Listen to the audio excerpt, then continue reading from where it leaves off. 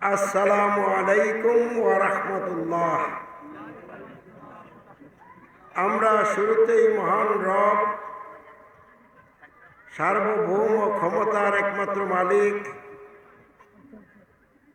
বিশ্বজাহানের সৃষ্টিকর্তা আল্লাহ তাআলার শুকরিয়া আদায় করি। সকলে বলি আলহামদুলিল্লাহ। সাথে সাথে রাসূলে করিমের উপর দুরূদ পাঠ করি সাল্লাল্লাহু আলাইহি ওয়াসাল্লাম। উপস্থিত অনুপস্থিত সকল মানুষ সকল প্রকার জাহিলাত থেকে মুক্ত হয়ে আল্লাহ প্রদত্ত কল্যাণকর পরিপূর্ণ একমাত্র ব্যবস্থা ইসলাম গ্রহণ করে ইসলামের ভিত্তিতে জীবন যাপন করে দুনিয়ার জীবনে কল্যাণ শান্তি লাভ করুক, আখিরাতের জীবনে জাহান্নামের কঠিন শাস্তি থেকে রক্ষা পেয়ে চিরসুখের স্থান জান্নাত লাভ করুক। এই লক্ষ্যে আল্লাহ সকলকে কবুল করুক, বলেন আমিন আমিন। সম্মানিত সভাপতি সাহেব, উপস্থিত বিভিন্ন শ্রেণী পেশায় নিয়োজিত ভাই ও বন্ধুরা, পর্দার আড়ালে আমার প্রিয় বোনেরা, অনুপস্থিত দেশবাসী, বিশ্ববাসী ভাই ও বোনেরা, আপনাদের সকলকে ভালোবেসে সকলের কল্যাণে বলছি, যে যেখানে আছেন মনোযোগ দিয়ে কথা শুনবেন। আজকের এই মাহফিল একটা গুরুত্বপূর্ণ মাহফিল। পেন্ডি গ্রামের মৃত সকল মোমেন মোমেনা সহ বিশ্বের সকল ইমানদার ভাই বোনদের রুহের মাগফিরাতে আজকের এই মাহফিল। মৃত সকল ইমানদার ভাই বোনদের উদ্দেশ্যে দোয়া করা হবে, আল্লাহ যেন তাদেরকে ক্ষমা করেন, জান্নাতি মেহমান হিসেবে কবুল করেন। আর যারা আমরা জীবিত আছি তারা যেন দুনিয়ায় যে কদিন বেঁচে থাকি আল্লাহর রহমত নিয়ে আল্লাহর সাহায্যে শান্তিপূর্ণভাবে বসবাস করতে পারি, এই লক্ষ্যে আজকের মাহফিল। এই মাহফিলকে আমাদের সকলের গুরুত্ব দেওয়া উচিত। বিশেষ করে পেন্নাই গ্রামের দলমত নির্বিশেষে নারী পুরুষ সকলকে আজকের এই মাহফিলে জানে মালে থাকা উচিত। কারণ পেন্ডি গ্রামের সকল লোকদের উদ্যোগে আজকের এই মাহফিল। এই মাহফিলটার উদ্যোক্তা কারা? পেন্ডি গ্রামের নারী পুরুষ সকল লোকেরা হলো এই মাহফিলের উদ্যোক্তা। তাদের আয়োজনে এই মাহফিল, তারা জানমাল কুরবান করে এই মাহফিলের আয়োজন করেছে। এই জন্য শুরুতেই পেন্ডি গ্রামের এবং এই গ্রামের লোকজনের আপনজন, আত্মীয়স্বজন, বন্ধু বান্ধব যে যেখানে আছে, দুনিয়া ছেড়ে কবরবাসী হয়ে গেছে, আল্লাহ তাদের কবরকে জান্নাতের বাগান বানিয়ে দেব, বলেন আমিন। তাদের কবরের সাথে জান্নাতের সুযোগ সুবিধা সৃষ্টি করে দেব, বলেন আমিন। হিসাব নিকাশ সহজভাবে গ্রহণ করে তাদের সকলকে আল্লাহ জান্নাতি মেহমান হিসেবে কবুল করো, বলেন আমিন। শুধু পেন্ডাই গ্রামের লোকদের আত্মীয়স্বজন, বন্ধু বান্ধব, ময়মুরবি যারা মরে গেছে তাদের জন্য দোয়া করলেই হবে? সারা পৃথিবীর সকল ইমানদার ভাই বোন যারা দুনিয়া ছেড়ে কবরবাসী হয়ে গেছে, সকলের রুহের মাগফিরাতের উদ্দেশ্যে আজকের এই মাহফিলকে আল্লাহ কবুল করো, বলেন আমিন। আর আমরা যারা জীবিত আছি পেন্ডি গ্রাম সহ বাংলাদেশের যত গ্রাম আছে, পৃথিবীর যত গ্রাম এলাকা আছে, সব এলাকার লোকদেরকে আল্লাহ পরিপূর্ণ হেদায়েত দান করো, জাহিলাত থেকে মুক্ত হয়ে ইসলামের ভিত্তিতে জীবন যাপন করার তৌফিক দান করো, দুনিয়া কল্যাণ শান্তি দান করো। আল্লাহ রহমত নিয়ে বেঁচে থাকার তৌফিক দান করুক। এই লক্ষ্যে আজকের মাহফিল, আল্লাহ এই মাহফিলকে কবুল করুক, বলেন আমিন।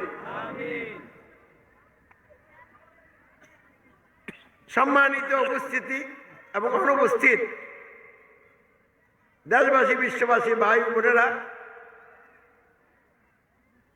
আমরা দুনিয়ায় শান্তি চাই, অশান্তি চাই না। আমরা আখেরাতে জান্নাতে যেতে চাই, জাহান্নামে যেতে চাই না। এই কথার সাথে আপনারা একমত আছেন কিনা? দুনিয়া কি কেউ অশান্তি চায়? কেউ অশান্তি চায় না। আর আখেরাতে কি কেউ জাহান্নামে যাইতে চায়? চায় না। তাহলে মানুষের চাওয়া কি?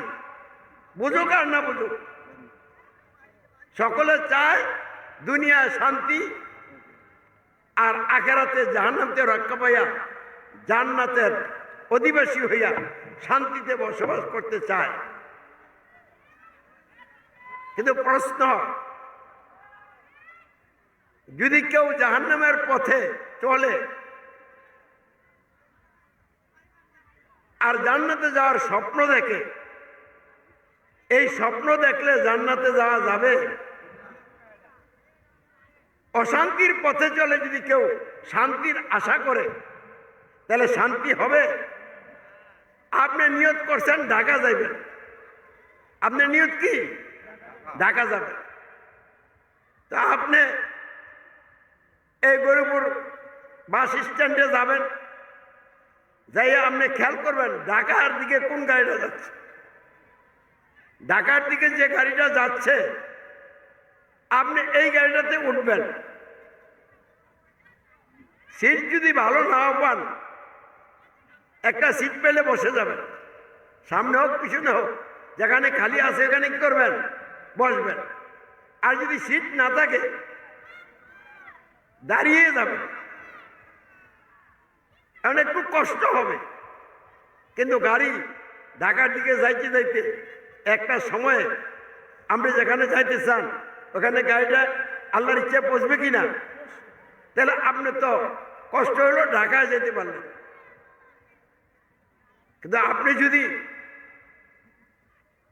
গরুপুর বাস স্ট্যান্ডে যাইয়া চট্টগ্রামের দিকে যে গাড়িটা যাচ্ছে, ওই গাড়িতে উঠে একটা ভালো সিট নেন, ভাড়াও বেশি করেই দিলেন, আর একটা তসবিহ সরানিয়া জিকির করতে থাকলেন যে আল্লাহ আপনি আমাকে সহি সালামতে ঢাকা পৌঁছিয়ে দিন। এমত অবস্থায় 1 ঘন্টা পরে কমপক্ষে আপনি কোথায় চলে গেছেন? পদ্মের বাজার, বিশ্ব রোড বা ক্যান্টনমেন্ট। তাহলে গরিপুর আর ক্যান্টনমেন্ট, গরিপুর থেকে ঢাকা কাছে না ক্যান্টনমেন্ট থেকে ঢাকা কাছে? তাহলে গরিপুর আগে আসছিলেন, গরিপুর ঢাকার কাছে। এখন গাড়ি ভুল হওয়ার কারণে 1 ঘন্টা পর ঢাকার থেকে আরো অনেক দূরে চলে গেলেন। ভাড়া কি কম দিচ্ছেন? সিট কি খারাপ পেয়েছেন? তাহলে সমস্যাটা কোথায়? সমস্যাটা হলো আপনি সঠিক গাড়িতে ওঠেন নাই। ঢাকার দিকে যে গাড়ি যায় ওই গাড়িতে ওঠেন নাই। আপনি না বুঝা গাড়ি পাইয়া চট্টগ্রামের দিকে যে গাড়ি যায় ওই গাড়িতে উঠে গেছেন। এই ভুলের কারণে সময় যত যাচ্ছে তত আপনি ঢাকার থেকে দূরে সরে যাচ্ছেন। না, আপনি যাইতে চান জান্নাতে, আপনি চান দুনিয়ায় সুখে শান্তিতে সকল অধিকার নিয়ে শান্তিপূর্ণভাবে বসবাস করতে, আর গ্রহণ করছেন এমন এক পথ যেই পথে চললে দুনিয়া খালি অশান্তি বাড়ে আর আখিরাতে খালি জাহান্নামের শাস্তির বিষয়টা দিন দিন বাড়তে থাকে। আজকাল যদ্দুরা মরলে জাহান্নামের শাস্তি পাইতেন, পথ এমন একটা নিছেন যত সামনে চলেন তত অপরাধ বাড়ে আর শাস্তির মাত্রাও কি বাড়ে। তাহলে বলেন তো, আপনারাই বলেন দুনিয়ায় শান্তি, আখিরাতে জাহান্নাম থেকে রক্ষা পেয়ে জান্নাতে যাওয়ার জন্য যে পথ, এই পথ আপনি গ্রহণ করলেন না। এখন যদি জান্নাতের আশা করেন, স্বপ্ন দেখেন, আর খুব জিকির করেন, আল্লাহ আপনি আমাকে জান্নাতে নিয়ে যান, তাহলে কি জান্নাতে যেতে পারবেন? কেন পারবেন না? এখানে ভুল করছেন। কি ভুল করছেন? জান্নাতের পথ আপনি গ্রহণ করেন নাই, জাহান্নামের পথ গ্রহণ করেই জান্নাতে যাওয়ার স্বপ্ন দেখছেন। এই স্বপ্ন কোনোদিন বাস্তবায়ন হবে না।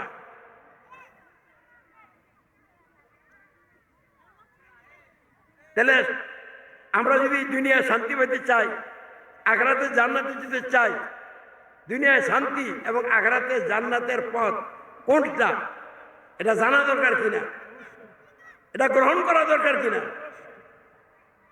আবার এইটাও জানা দরকার কিনা অশান্তির পথ কোনটা, জাহান্নামের পথ কোনটা। কেন এটা জানা দরকার?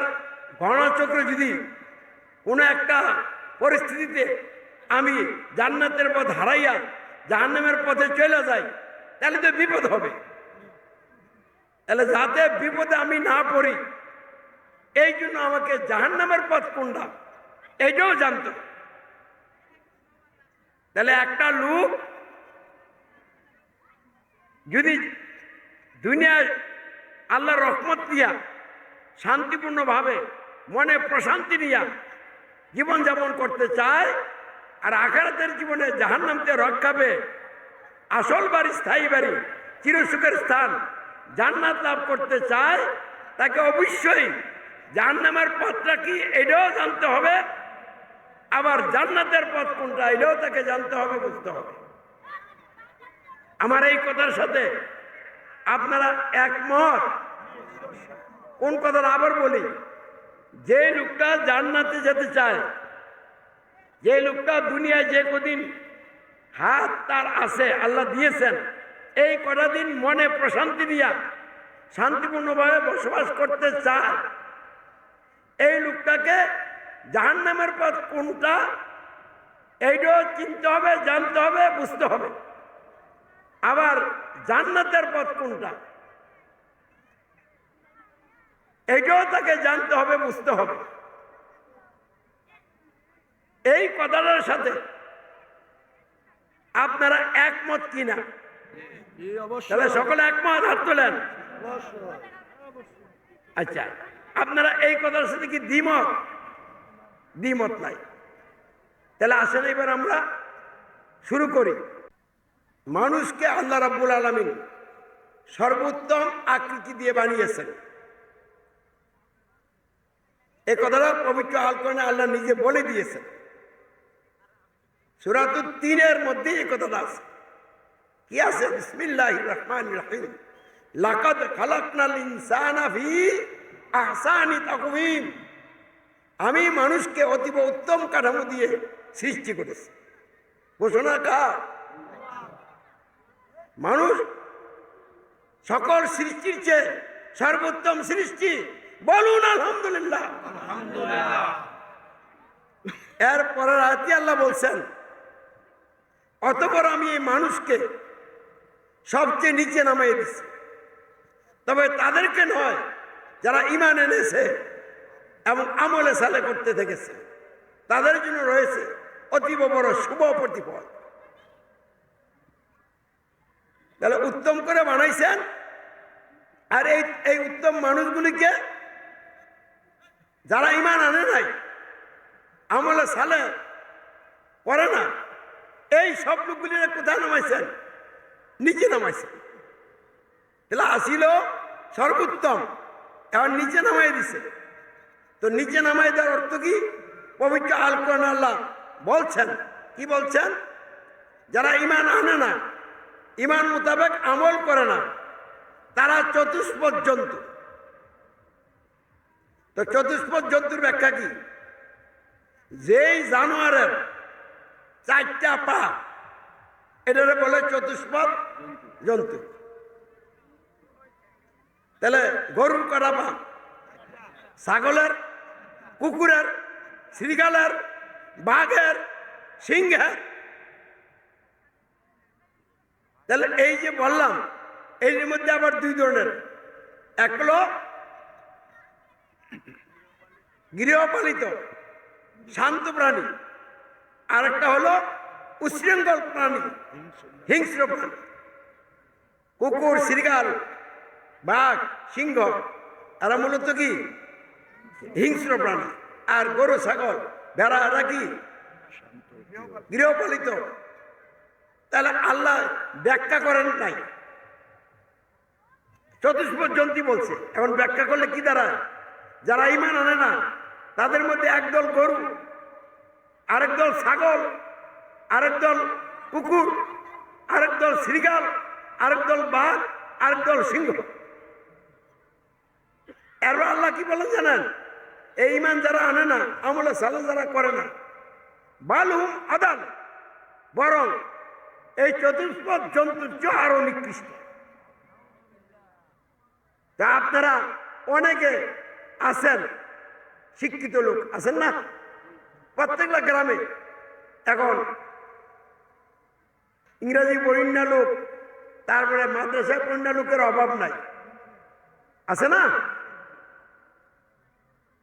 তা আপনারা ইতিহাসের পাতা খুলে দেখেন তো কোথাও এরকম ইতিহাস আছে কিনা যে পৃথিবীর অমুক বনের বাঘেরা একটা বাঘের নেতা মনোনীত করে ওই বাঘের নেতৃত্বে ঐক্যবদ্ধ হয়ে বোমা টোমা বানিয়ে অস্ত্র শস্ত্রে সুসজ্জিত হয়ে ভিন্ন বনের বাঘের উপরে আক্রমণ করেছে, অন্য বাঘগুলিকে হত্যা করেছে।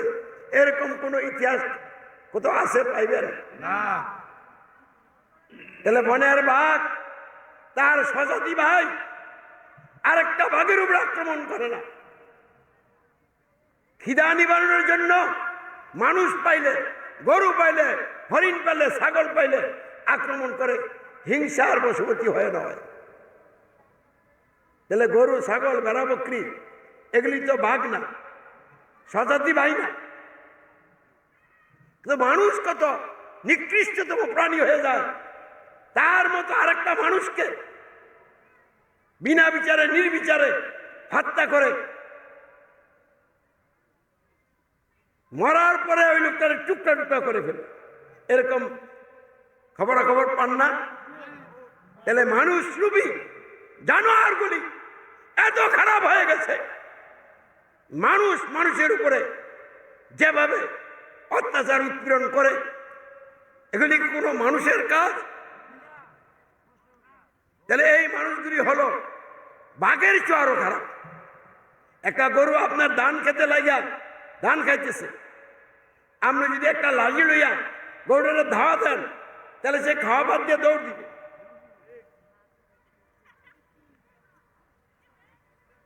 কিন্তু মানুষের মধ্যে এমন একদল লোক আছে, হারাম খাবে, লুটপাট করবে, শোষণ জুলুম করবে। আপনি যদি তাকে বলেন তুমি এই অন্যায় করতেছ, তখন কার তারা করে আপনাকে বলবে তোর কি হয়েছে, আমি অন্যায় করি করব, বেশি কথা বলবি তোরই সাইজ করে ফেল, বলে কি না? তাহলে দেখা যায় গরুর চেয়ে আরো খুব বেশি খারাপ নাই যা। তাহলে এই আল্লাহ যে কথা বলছে, আল্লাহর কথা কত সত্য, একটু গভীরে যে চিন্তা করে দেখে। তাহলে ঈমান না আনলে, আমলে সালে না করলে, তারা এমএ পাস হোক, টাইটেল পাস হোক, আন্তর্জাতিক খ্যাতি সম্পন্ন মুফাসসির হন, যত বড় লাট বাহাদুরি হন না কেন, সে ঈমান না আনার কারণে গরু, ছাগল, ভেড়া, বকরি, বাঘ, ভাল্লুক বরং এর চেয়ে আরো নিকৃষ্ট প্রাণী। দেখ, আমি বলছি না, আল্লাহ বলছে, আল্লাহর কথা। আমার এই কথার প্রেক্ষিতে যদি পেন্ডি গ্রামের লোকেরা লাঠি ছুটালে আমার বিরুদ্ধে নামেন, আমার বিরুদ্ধে নামলেন না, আল্লাহর বিরুদ্ধে নামলেন।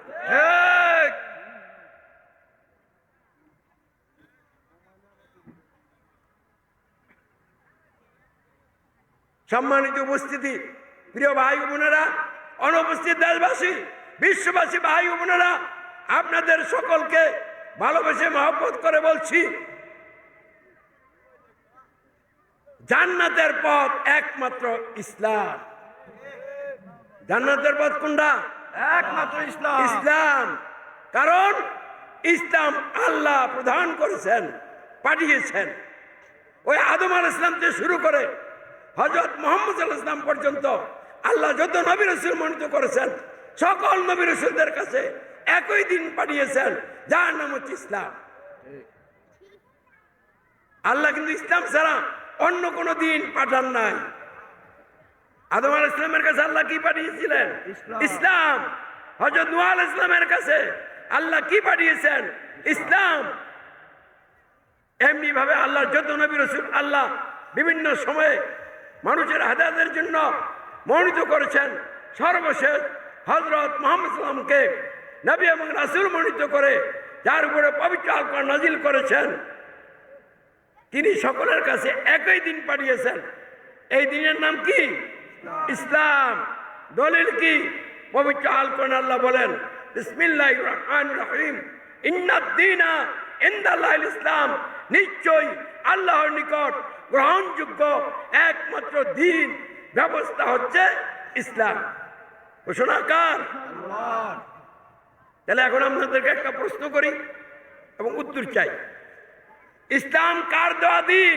আল্লাহর দেওয়া। এই যে ইসলাম আল্লাহ পাঠাইলেন, এই ইসলামকে তিনি তারই সর্বশেষ নবী এবং রাসূল হযরত মুহাম্মদ সাল্লাল্লাহু আলাইহি ওয়াসাল্লামের উপর পবিত্র আল কোরআন নাজিল করে পরিপূর্ণ করে দিয়েছেন। জোরে সোরে বলুন আলহামদুলিল্লাহ। আল্লাহ বলেন, বিসমিল্লাহির রহমানির রহিম, আল ইয়াউমা আকমালতু লাকুম দীনাকুম ওয়া আতমামতু আলাইকুম নি'মাতি ওয়া রাদিতু লাকুমুল ইসলাম দীনা। আজ আমি তোমাদের জন্য তোমাদের দিনকে পরিপূর্ণ করে দিলাম এবং সকল নিয়ামত আমি তোমাদের উপর সুসম্পন্ন করলাম, আর ইসলামকে দিন জীবন ব্যবস্থা হিসাবে তোমাদের জন্য পছন্দ করলাম, মনোনীত করলাম, ঠিক করে দিলাম। বলুন আলহামদুলিল্লাহ। তাহলে ইসলাম কি ধর্মীয় কয়েকটি আচার অনুষ্ঠানের নাম না পরিপূর্ণ ব্যবস্থার নাম? পরিপূর্ণ ব্যবস্থা। তাহলে ইসলামকে যদি আপনি ধর্ম বলেন আর নামাজ দোয়া জিকির আজকারের মধ্যে সীমাবদ্ধ করেন, আর সমাজ এবং রাষ্ট্রকরণ পরিচালনায় গণতন্ত্র গ্রহণ করেন, রাজতন্ত্র গ্রহণ করেন, নিজেদের মতো করে একটা নিয়মকানুন বানিয়ে আনলেন, তাহলে আপনি কি ইসলামকে পরিপূর্ণ ব্যবস্থা হিসাবে গ্রহণ করলেন? এমন অবস্থা যদি আপনি মুসলিম পরিচয় দেন, আল্লাহ কি আপনাকে মুসলিম স্বীকার করে? আল কোরআন কি আপনাকে মুসলিম বলে? আমি আপনাকে মুসলিম বললে কি লাভ হবে আল্লাহ যদি আপনাকে মুসলিম স্বীকার না করেন? তাহলে ইসলাম নিয়ে বাংলাদেশ সহ সারা পৃথিবীতে বিভ্রান্তি আছে। এক নম্বর বিভ্রান্তি কি? মানুষ ইসলামকে ধর্ম মনে করে। ইসলাম কি ধর্ম না পরিপূর্ণ জীবন ব্যবস্থা? তা আল্লাহ বলছেন পরিপূর্ণ জীবন ব্যবস্থা, আপনি বলেন ধর্ম। তাহলে আল্লাহর কথার বিপরীতে আপনি একটা নতুন ফায়সালা দিলেন। যেই আল্লাহর ফায়সালার বিপরীতে নিজে ফায়সালা দেয়, সে মিথ্যার রব হয়ে যায়।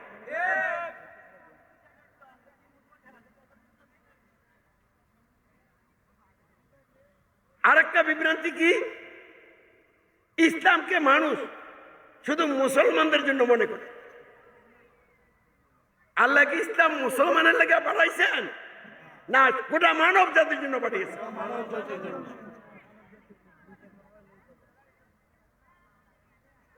তাহলে ইসলাম গোটা মানব জাতির জন্য আল্লাহ পাঠাইছেন। এখন যারা ইসলাম গ্রহণ করবে তারা মুসলিম, যারা গ্রহণ করবে না তারাও মুসলিম। কিন্তু আল্লাহ সকলের জন্য ইসলাম পাঠাইছেন। তাহলে আপনি যদি বলেন ইসলামটা মুসলমানের ধর্ম, তাহলে এর অর্থ হইল আজকে যারা হিন্দু বৌদ্ধ খ্রিস্টান তাদের জন্য এটা না। তা আল্লাহ কি বলছেন যে হিন্দুদের জন্য ইসলাম না? আল্লাহ বলছেন হিন্দুদের জন্য ইসলাম, খ্রিস্টানদের জন্য কি ইসলাম। তাহলে এইটাও একটা বিভ্রান্তি। ইসলামকে শুধু মুসলমানদের ধর্ম মনে করা, এটাও বিভ্রান্তি। তাহলে এই বিভ্রান্তি থেকে আপনারা মুক্ত হবেন কিনা? মুক্ত হয়ে দিলে আপনাকে বুঝতে হবে ইসলাম নিছক কয়েকটি ধর্মীয় আচার অনুষ্ঠানের নাম নয়, শুধু মুসলমানদের জন্য নয়, ওটা মানব জাতির জন্য সমাজ ও রাষ্ট্র পরিচালনা সহ প্রয়োজনীয় সকল আইন বিধান সম্বলিত কল্যাণকর পরিপূর্ণ একমাত্র জীবন ব্যবস্থা। তাহলে আপনি আর ইসলাম নিয়ে বিভ্রান্তির মধ্যে নাই। এই জন্য আমরা স্পষ্ট ভাষায় বলে দিচ্ছি, সারা পৃথিবীর মানুষকে সামনে রেখে চ্যালেঞ্জ করে মানব জাতির সমাজ ও রাষ্ট্র সহ সমগ্র জীবন গঠন এবং পরিচালনা করার জন্য সার্বভৌম ক্ষমতার একমাত্র মালিক সৃষ্টিকর্তা আল্লাহ প্রদত্ত প্রয়োজনীয় সকল আইন বিধান সম্বলিত কল্যাণকর পরিপূর্ণ একমাত্র জীবন ব্যবস্থাই হচ্ছে ইসলাম। এই ইসলাম গ্রহণ করতে হবে। গ্রহণ করার পর ইসলামের নিয়ম কানুন মেনে চলতে হবে। তাহলে দুনিয়ায় যে কদিন বসবাস করবেন আল্লাহর বিশেষ রহমতের সাথে শান্তিপূর্ণভাবে বসবাস করতে পারবেন, আর আখিরাতে জাহান্নাম থেকে রক্ষা পেয়ে জান্নাতবাসী হয়ে আল্লাহর মেহমান হিসেবে নাজ নেয়ামত ভোগ করতে পারবেন। কি বলছি? ঠিক তো বলছেন? কি বুঝে বলছেন? ইসলাম গ্রহণ করতে হবে। গ্রহণ করার পর ইসলামের নিয়ম কানুন মেনে চলতে হবে। তাইলে আল্লাহর বিশেষ রহমত পাওয়া যাবে, সুখে শান্তিতে থাকা যাবে, মনে প্রশান্তি নিয়ে থাকা যাবে। আর মৃত্যুর পর কবরটা জান্নাতের বাগান হবে। হিসাব নিকাশের পর আল্লাহর ক্ষমা লাভ করে জান্নাতে যাবেন। ইসলাম গ্রহণ না করলে, ইসলামের বিধিবিধান পালন করলে এই পালন দিয়ে জান্নাতে যাওয়া যাবে না। ইসলাম গ্রহণ করতে হবে, গ্রহণের পর ইসলামের বিধিবিধান পালন করতে হবে। পালনের জায়গায় যদি ত্রুটি বিচ্যুতি হয়, দুর্বলতা হয়, আল্লাহ মাফ করে আপনাকে জান্নাতে নিয়ে যাবেন। আর যদি ইসলাম গ্রহণ না কইরা ইসলামের বিধিবিধান পালন করেন, ওই পালন দিয়া জান্নাতে যাওয়া যাবে না। তাহলে ইসলামের বিধিবিধান পালন করা আর ইসলাম গ্রহণ করা যেটা কি এক লেভেলের বিষয়? তাহলে কোনটা বেশি গুরুত্বপূর্ণ? ইসলাম গ্রহণ করাটাই হলো সর্বাধিক গুরুত্বপূর্ণ বিষয়। আমল কম বেশি হইতে পারে, কেউ বেশি করবে, কেউ কম করবে, কিন্তু ইসলাম গ্রহণের মধ্যে কম বেশি আছে।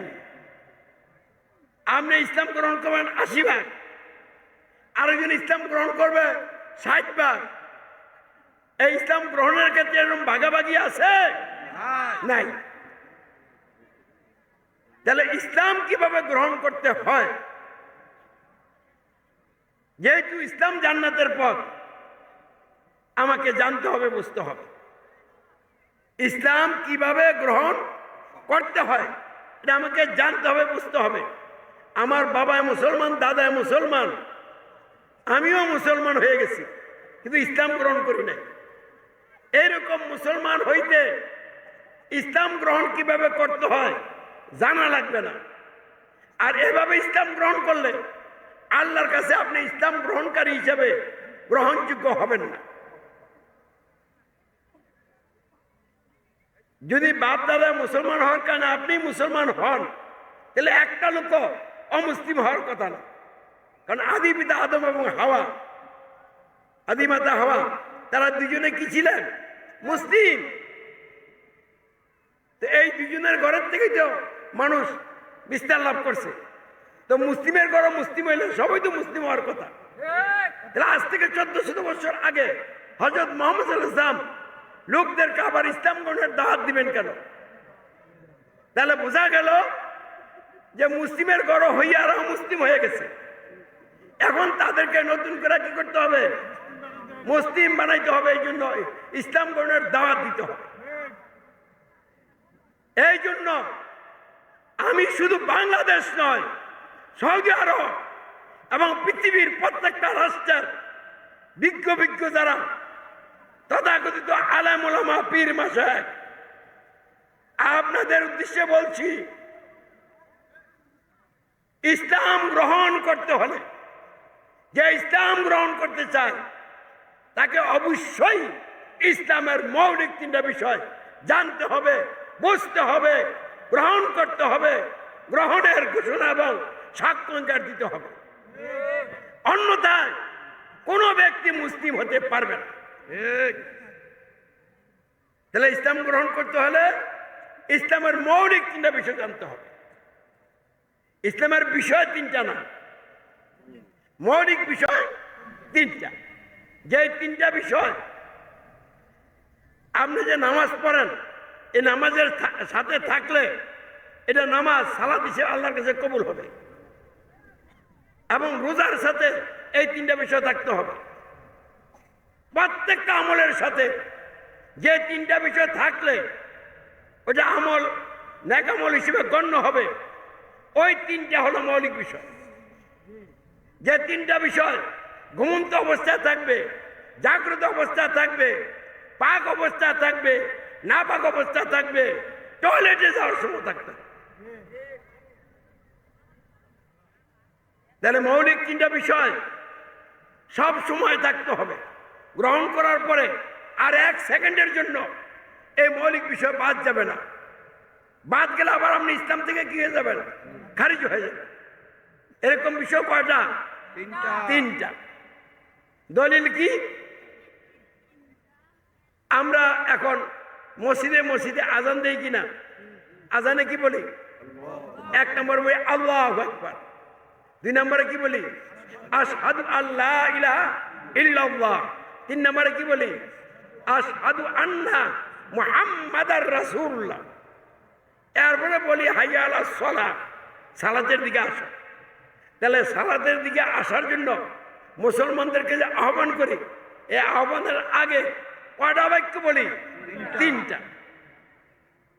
এই আল্লাহু আকবার হলো আল্লাহর প্রতি ঈমান গ্রহণকারী লোকদের ঈমানের ঘোষণা। আর ঈমান গ্রহণ না কইরা আল্লাহ আকবার বললে এই আল্লাহ আকবার ইসলামের দৃষ্টিতে কার্যকরী হবে না।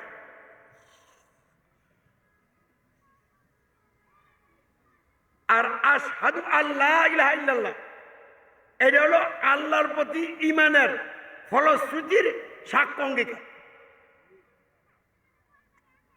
আশহাদু আন্না মুহাম্মাদার রাসূলুল্লাহ, এটা হলো আল্লাহর প্রতি ঈমানের ফলশ্রুতির বাস্তবায়নের সাক্ষ্য অঙ্গীকার। তাহলে প্রথম বিষয় হলো আল্লাহর প্রতি ঈমান। দ্বিতীয় বিষয় কি? আল্লাহর প্রতি ঈমানের ফলশ্রুতি। তৃতীয় বিষয় কি? আল্লাহর প্রতি ঈমানের ফলশ্রুতির বাস্তবায়ন। তাহলে আল্লাহর প্রতি ঈমান কি? আল্লাহর রুবুবিয়াতে তাওহীদ। আল্লাহর রুবুবিয়াতে তাওহীদ কি? মানুষের সমাজ, রাষ্ট্র গঠন ও পরিচালনা সহ জীবনের সকল ক্ষেত্রে আল্লাহই সকল ক্ষমতার মালিক, সার্বভৌমত্বের মালিক, আইনদাতা, বিধানদাতা, নিরঙ্কুশ শাসনকর্তা, অন্য কেউ নয়, কোনো মানুষ নয়। এটা হলো আল্লাহর প্রতি ঈমান। এই ঈমান যে আনবে, যারা আনবে তাদের ঘোষণা হলো আল কোরআনের ভাষায় রব্বুন আল্লাহ, হাদিসের ভাষায় আল্লাহু আকবার। তাহলে রব্বুন আল্লাহ ঘোষণা, যারা রবের প্রতি ঈমান আনছে, আল্লাহকে সকল ক্ষমতার মালিক, আইন বিধানদাতা, নিরঙ্কুশ শাসনকর্তা গ্রহণ করছে, তিনি ছাড়া আর কাউকে গ্রহণ করে নাই, তাদের এই ঈমানের ঘোষণা হলো কি? রব্বুন আল্লাহ। আবার তাদের এই ঈমানের ঘোষণা হলো আল্লাহু আকবার, বরত্ব, শ্রেষ্ঠত্ব, সার্বভৌমত্ব, সকল ক্ষমতা একমাত্র আল্লাহর, অন্য কারো নয়। ইসলামের দ্বিতীয় মৌলিক বিষয় আল্লাহর প্রতি ঈমানের ফলশ্রুতি। সেটা কি? আল্লাহর উলুহিয়াতে তাওহীদ, আল্লাহর ইবাদতে তাওহীদ। আমাদের বাংলা ভাষা, মাতৃভাষায় মানুষের সমাজ, রাষ্ট্র গঠন ও পরিচালনা সহ জীবনের সকল ক্ষেত্রে দাসত্ব, আইনের আনুগত্য, উপাসনা একমাত্র আল্লাহর, অন্য কারণ নয়। নত হইতে হবে একমাত্র আল্লাহর কাছে, হুকুম পালন করতে হবে একমাত্র আল্লাহর, গুণ কীর্তন প্রশংসা প্রার্থনা শুধু আল্লাহর কাছে করতে হবে। এই তিনটাকে একসাথে আরবিতে বলে ইবাদত, উলুহিয়াত। এই ইবাদতটা শুধু কার হবে? আল্লাহর হবে, আর কারো হবে না। কারণ তিনি ক্ষমতার মালিক, আইন বিধানদাতা, নিরঙ্কুশ শাসন কর্তা। এর ফলে দাসত্ব আনুগত্য উপাসনা পাওয়ার অধিকারী সত্য একমাত্র আল্লাহ। তাহলে এটা হলো ইসলামের দ্বিতীয় মৌলিক বিষয়। এই বিষয়টা যে বা যারা গ্রহণ করবে তাদের সাক্ষাৎকার হলো আশহাদু আল্লা ইলাহা ইল্লাল্লাহ, আমি সাক্ষ্য দিচ্ছি, আমি ওয়াদা করছি, অঙ্গীকার করছি, নাই কোনো ইলাহ, আমার জীবনের কোনো ক্ষেত্রেই কোনো ইলাহা নাই ইল্লাল্লাহ, একমাত্র আল্লাহ ছাড়া। দাসত্ব আনুগত্য উপাসনা পাওয়ার অধিকারী আমার জীবনের সকল ক্ষেত্রের জন্য একমাত্র আল্লাহ, তিনি ছাড়া আর কেউ দাসত্ব আনুগত্য উপাসনা পাওয়ার অধিকারী নয়। ইসলামের তৃতীয় মৌলিক বিষয় কি? আল্লাহর প্রতি ইমানের ফলশ্রুতির বাস্তবায়ন। সেটা হলো আল্লাহর রাসূল হযরত মুহাম্মদ সাল্লাল্লাহু আলাইহি ওয়াসাল্লামের নেতৃত্বের আনুগত্যে তাওহীদ, ইতাআতে তাওহীদ। আমাদের বাংলা ভাষায়, মাতৃভাষায় মানুষের সমাজ রাষ্ট্র গঠন ও পরিচালনা সহ জীবনের সকল ক্ষেত্রে শর্তহীন আনুগত্য, অনুসরণ, অনুকরণ একমাত্র হযরত মুহাম্মদ সাল্লাল্লাহু আলাইহি ওয়াসাল্লামের, অন্য কারো নয়। অন্য কারো নয় মানে মানুষের তৈরি আইন বিধানের ভিত্তিতে নেতৃত্ব দানকারী কোনো নেতা বা সরকারের আনুগত্য, অনুসরণ, অনুকরণ নয়।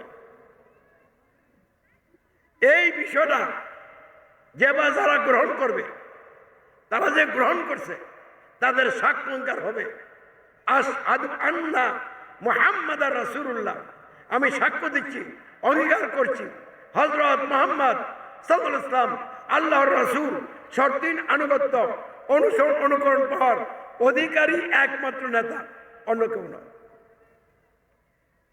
ইসলামের এই তিনটা মৌলিক বিষয় জানতে হবে, বুঝতে হবে, এবং এই তিনটা মৌলিক বিষয়ের প্রতি দৃঢ় বিশ্বাস আনতে হবে। তারপরে এই বিশ্বাসের ঘোষণা দিতে হবে রাব্বুল আল্লাহ, আশহাদু আল্লা ইলাহা ইল্লাল্লাহ, সাক্ষ্য দিতে হবে, আশহাদু আন্না মুহাম্মাদুর রাসূলুল্লাহ, সাক্ষ্য দিতে হবে। তাহলে এই লোকটার ভুল ত্রুটি যতই থাকুক, কমপক্ষে সে ইসলাম গ্রহণকারী লোক, তার অবস্থানটা ইসলামের ভিতরে, ইসলামের বাহিরে নয়। এখন ভুল ত্রুটি থাকলে এগুলি আস্তে আস্তে সংশোধন হবে। আল্লাহ রসুলের সাথে মত লইয়েই ইসলাম গ্রহণকারী লোকের সংখ্যা ছিল কি ছিল না? তাহলে মত ইসলাম গ্রহণ করে ত্যাগ করছে, মত লইয়ে ইসলামে ঢুকছে।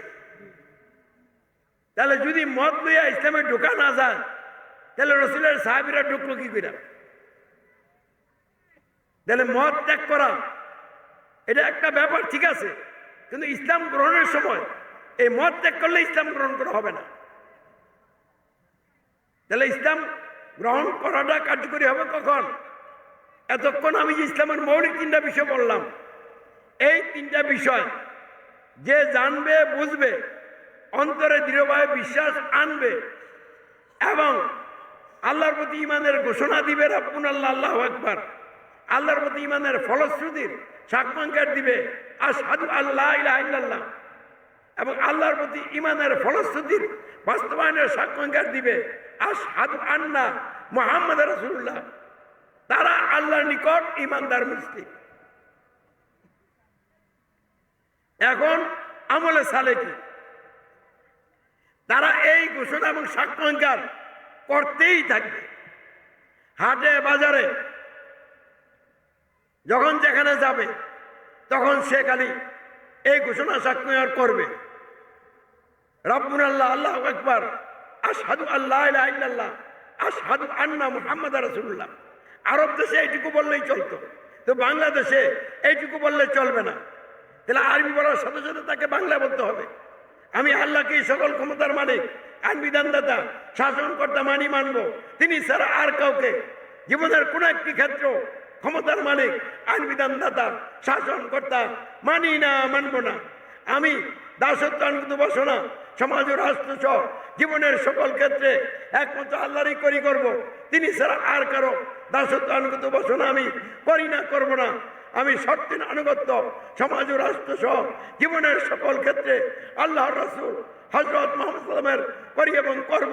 তিনি ছাড়া মানুষের আইনের ধারক বাহক কোন নেতা নেত্রী সরকারের আনুগত্য অনুসরণ করি না, করব না। এই ঘোষণা সাক্ষাৎকার আমরা খালি করতেই থাকবেন। আর যারা ইসলাম গ্রহণ করে নাই, ইসলামের বাহিরে আছে, তাদেরকে সাবধান করবেন, সতর্ক করবেন। তাদের ধারে ধারে যাবেন, নিজের সময় এবং অর্থ কুরবানি করে তাদেরকে জাহিলাত ত্যাগ করে ইসলাম গ্রহণের জন্য দাওয়াত দিতে থাকবেন।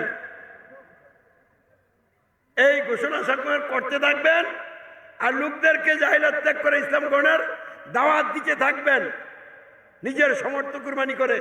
এইটার নাম হলো আমলে সালে। এটার নাম কি? আমলে সালে। তো ঈমান আর আমলে সালে দুইটা যার মধ্যে থাকবে, তার ব্যাপারে আল্লাহর ওয়াদা, ওয়াদাল্লাহুল্লাযীনা আমানু ওয়া আমিলুস সালিহাত লাহুম মাগফিরাতুন ওয়া আজরুন আযীম।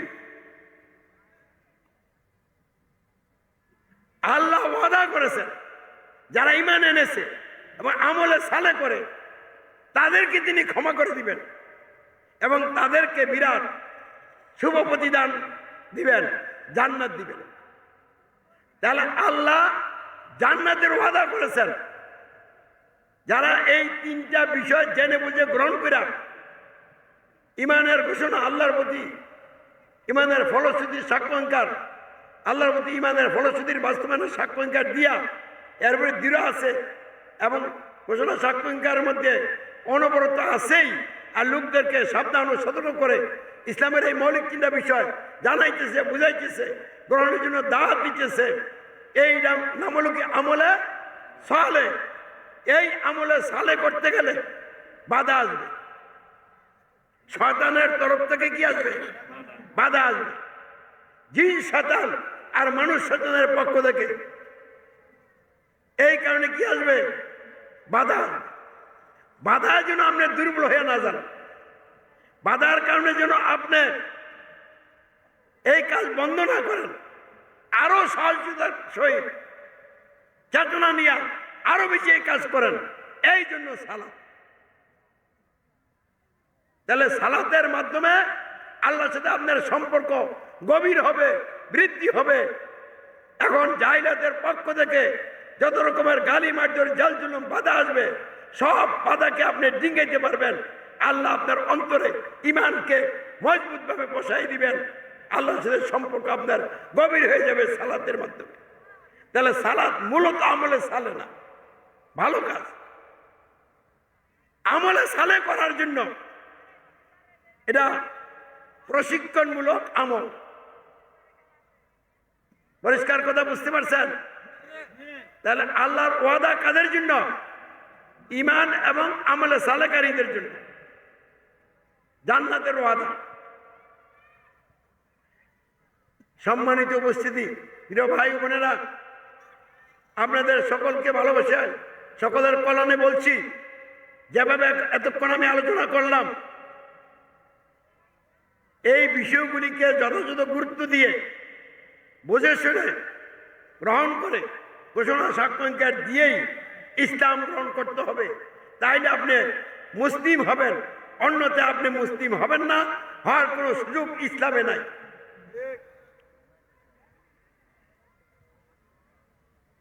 এটাই হলো জান্নাতের পথ। তাহলে জাহান্নামের পথটা তো চিনা দরকার। কারণ আপনারা এখন কোন পথে আছেন? জান্নাতের পথে আছেন না জাহান্নামের পথে আছেন? এটা নির্ণয় করতে হলে জাহান্নামের পথ কোনটা এটাও জানা দরকার। জাহান্নামের পথ হচ্ছে ইসলাম বিরোধী ব্যবস্থা। ইসলাম বিরোধী যত ব্যবস্থা আছে, ব্যবস্থা মানে দিন, ইসলাম বিরোধী দিন, এই দিনগুলো বাতিল দিন, এগুলো হলো জাহান্নামের পথ। তো ইসলাম ছাড়া আর যত ব্যবস্থা আছে ওই ব্যবস্থাগুলি আল্লাহ দেন নাই, এগুলি মানুষ রচনা করেছে। তাহলে মানুষের রচিত যত ব্যবস্থা আছে এইসব ব্যবস্থা জাহান্নামের পথ। পবিত্র আল কোরআন এটা বলে দিয়েছে। কি বলছে? বিসমিল্লাহির রহমানির রহিম, ওয়া মাইয়াবতাগি গায়রাল ইসলামি দীনান ফালা ইউকবালা মিনহু ওয়া হুয়া ফিল আখিরাতি মিনাল খাসিরিন। তুমি যদি ইসলাম ছাড়া অন্য কোনো দিন ব্যবস্থা তালাশ করো তোমার নিকট থেকে, বা যে তালাশ করবে তার নিকট থেকে, তার তালাশকৃত ব্যবস্থা কখনো গ্রহণ করা হবে না। সে আখিরাতের জীবনে ক্ষতিগ্রস্তদের অন্তর্ভুক্ত হবে, জাহান্নামীদের দলভুক্ত হবে। তাহলে বোঝা গেল ইসলাম ছাড়া যত ব্যবস্থা আছে প্রত্যেকটা ব্যবস্থা কি? জাহান্নামের পথ। তাহলে গণতন্ত্র, রাজতন্ত্র, সমাজতন্ত্র, সামরিকতন্ত্র, ফ্যাসিবাদ, একনায়কতন্ত্র, এসব সকল তন্ত্র জাহান্নামের পথ। এগুলো কোথায়? লোকদের কোথায় নিয়ে যাবে? জাহান্নামে নিয়ে যাবে। দেখে আমি বলছি না, আল্লাহ বলছেন। আল্লাহ বলছেন। আচ্ছা এখন দেখেন গণতন্ত্র, এটা কি আল্লাহ দিচ্ছেন না মানুষ বানাইছে? আল্লাহর ঘোষণা অনুযায়ী গণতন্ত্র লোকদেরকে কোথায় নিয়ে যাবে? তাহলে এটা জাহান্নামের পথ। রাজতন্ত্র কি আল্লাহ দিচ্ছেন না মানুষ রচনা করছে? তাহলে রাজতন্ত্র জাহান্নামের পথ। তাহলে মানব রচিত সকল ব্যবস্থা জাহান্নামের পথ। তো জাহান্নামের পথ মানব রচিত ব্যবস্থা, এগুলিকে আল্লাহ নাম দিচ্ছেন কি জানেন? জাহেলিয়া। ইসলাম আল্লাহ পাঠাইছেন একটা ব্যবস্থার নাম দিচ্ছেন ইসলাম। আল্লাহর এই ব্যবস্থা বাদ দিয়া মানুষ যত ব্যবস্থা বানায় ওই ব্যবস্থার নাম আল্লাহ কি দিচ্ছেন? জাহেলিয়া। মানুষ কয় গণতন্ত্র, আল্লাহ কয় এটা কি? জাহেলিয়া। তাহলে জাহিলিয়াত তথা মানব রচিত যত ব্যবস্থা আছে এইসব মানব রচিত ব্যবস্থারও মৌলিক বিষয় তিনটা। ইসলামের মৌলিক বিষয় কয়টা? তিনটা। গণতন্ত্রের মৌলিক বিষয় কয়টা? তিনটা। রাজতন্ত্রের মৌলিক বিষয় কয়টা? তিনটা। সকল মানব রচিত ব্যবস্থার মৌলিক বিষয় কয়টা? তিনটা। এক নম্বর কি? আল্লাহর রুবুবিয়াতে শিরক। মানব রচিত ব্যবস্থা তথা জাহিলিয়াতের এক নম্বর বিষয় কি? আল্লাহর রুবুবিয়াতে শিরক। বাংলা ভাষায় কি? মানুষের সমাজ রাষ্ট্র গঠন ও পরিচালনায় মানুষ সকল ক্ষমতার মালিক, মানুষ আইনদাতা, বিধানদাতা, শাসনকর্তা, রব। এটা হলো মানব রচিত ব্যবস্থার এক নম্বর মৌলিক বিষয়। দুই নম্বর মৌলিক বিষয় কি? মানুষ সমাজ এবং রাষ্ট্রের জায়গায় মানব রচিত ব্যবস্থার মাধ্যমে যে আইনগুলি তৈরি করা হবে ওই আইনগুলি পালন করবে। তাহলে সমাজ এবং রাষ্ট্র গঠন পরিচালনায় মানুষ কার আইন পালন করবে? মানুষের আইন। তো মানুষের আইন পালন করলে মানুষের ইবাদত হবে, মানুষের দাসত্ব হবে, মানুষের আনুগত্য হবে। অর্থাৎ মানব রচিত ব্যবস্থার দ্বিতীয় মৌলিক বিষয় কি? সমাজ এবং রাষ্ট্র গঠন পরিচালনার জায়গায় মানুষের দাসত্ব, মানুষের আইনের আনুগত্য আর গায়রুল্লাহর উপাসনা, যার মনে যেটা চায়। এটা কয় নম্বর বিষয়? কিসের? জাহিলিয়াত তথা মানব রচিত ব্যবস্থা। তিন নম্বর বিষয় কি? মানব রচিত ব্যবস্থা দিয়া যারা সমাজ এবং রাষ্ট্রের নেতা হবে, সরকার হবে, তারা দেশ চালাবে, সমাজ চালাবে, রাষ্ট্র চালাবে, আর লোকদের তাদের নির্দেশে চলতে হবে। এই যে চলাটা, এটার নাম হলো নেতার অনুসরণ, অনুকরণ। তাহলে মানব রচিত ব্যবস্থার তৃতীয় মৌলিক বিষয় কি? মানুষের তীরে আইনের ধারক বা নেতা বা সরকারের আনুগত্য, অনুসরণ, অনুকরণ। তাহলে জাহিলাত তথা মানবরচিত ব্যবস্থার 1 নম্বর বিষয় হলো মানুষের ক্ষমতা আইন বিধান শাসন কর্তৃত্ব। 2 নম্বর বিষয় হলো মানুষের দাসত্ব আনুগত্য গাড়িলার উপাসনা। 3য় মৌলিক বিষয় হলো মানুষের তীর আইনের ধারক বাহক নেতা বা সরকারের আনুগত্য অনুসরণ অনুকরণ। তাহলে এই 3টা বিষয় যদি আপনি মাইনে নেন আর গণতন্ত্র মানলে মানবরচিত ব্যবস্থা মানলে তো এই 3টা মানা হবে। কারণ 3টা মৌলিক বিষয় যদি না মানেন তাহলে তার গণতন্ত্র মানা হবে না, মানবরচিত ব্যবস্থা মানা হবে না। তাহলে সমাজ এবং রাষ্ট্র গঠন পরিচালনায় যদি মানবরচিত ব্যবস্থা প্রতিষ্ঠিত থাকে তাহলে ওই সমাজ এবং রাষ্ট্রের মানুষ 1 নম্বরে সমাজ এবং রাষ্ট্রের জায়গায় সকল ক্ষমতা সার্বভৌমত্ব আইন বিধান শাসন কর্তৃত্ব আল্লাহর পরিবর্তে মানুষের মেনে নিল। আল্লাহর প্রতি ঈমান শূন্য হয়ে গেল। কারণ আল্লাহকে একমাত্র রব মানা হলো না, মানুষকে রব মানা হয়ে গেল। যদি মসজিদে আপনি আল্লাহকে রব মানেন তাহলে আপনার রব একজন না হইয়া 2 জন হয়ে গেল। নামাজ আল্লাহ রব আর সমাজ এবং রাষ্ট্রের রব হইল কে? মানুষ। তাহলে রব করা হয়েছে। তাহলে 2 রব মানলে আর আল্লাহর প্রতি ঈমান হয় না। সব রব বাদ দিয়া আল্লাহকে একমাত্র রব মানার নাম হলো আল্লাহর প্রতি ঈমান। তাহলে গণতন্ত্র গ্রহণ করলে মেনে নিলে 1 নম্বরে আল্লাহর প্রতি ঈমান থাকলো না বাদ গেল? বাদ গেল। 2 নম্বরে আপনি সমাজ এবং রাষ্ট্র পরিচালনায় মানবরচিত ব্যবস্থার মাধ্যমে আইন পালন করলেন কার? মানুষের। তাহলে দাসত্ব আনুগত্য আল্লাহর হইল না মানুষের হইল? তা আল্লাহ ইলাহ না হইয়া মানুষ আপনার ইলাহ হয়ে গেল, লা ইলাহা ইল্লাল্লাহ বাদ হয়ে গেল। তাহলে ইসলামের 2য় মৌলিক বিষয় কি আর আপনার মধ্যে থাকলো না। 3 নম্বরে আপনি যখন সমাজ এবং রাষ্ট্র পরিচালনা এই মানুষের রচিত ব্যবস্থা দিয়ে যারা নেতা হলো ওই নেতাদের আনুগত্য করলেন, অনুসরণ অনুকরণ করলেন, তাহলে সমাজ এবং রাষ্ট্রের জায়গায় আল্লাহ রসুলের অনুসরণ অনুকরণ থাকলো না। আপনি যদি নামাজে রসুলের অনুসরণ করেন, সমাজ এবং রাষ্ট্রে আবু জাহেলের অনুসরণ করলেন, তাহলে কয় নেতার অনুসরণ করলেন? এক হলো হক নেতা আর হলো বাতিল নেতা। তাহলে একমাত্র হক নেতার অনুসরণ হলো না বিদায় ইসলামের 3য় মৌলিক বিষয় কি হয়ে গেল? বাদ হয়ে গেল। তাহলে এমন অবস্থায় আপনি কোথায় আছেন?